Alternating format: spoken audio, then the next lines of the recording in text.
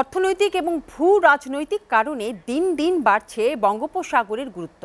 আর এ কারণেই বঙ্গোপসাগর বড় সব শক্তির নজরে পড়েছে। এটা এখন সহযোগিতা এবং প্রতিযোগিতার কেন্দ্রবিন্দু করতে চায় সরকার, এমন মন্তব্য করেছেন পররাষ্ট্র উপদেষ্টা মোহাম্মদ তৌহিদ হোসেন।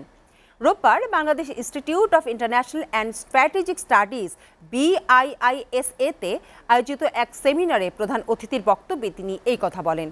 বঙ্গোপসাগর অঞ্চলে পুনরায় সংযোগ শীর্ষক এই সেমিনারে তৌহিদ হোসেন বলেন, বাংলাদেশকে প্রতিবেশী সহ পরাশক্তির দ্বন্দ্ব সংঘাতের ক্ষেত্রে পরিণত হতে দেওয়া হবে না।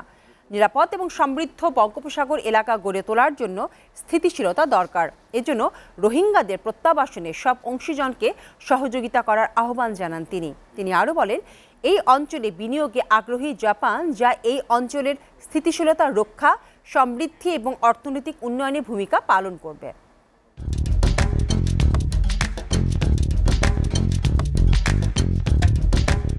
That peace and order will not be possible in Myanmar and consequently in the region unless the Rohingyas lodged in the camps in Bangladesh can go back to their homes with security and rights.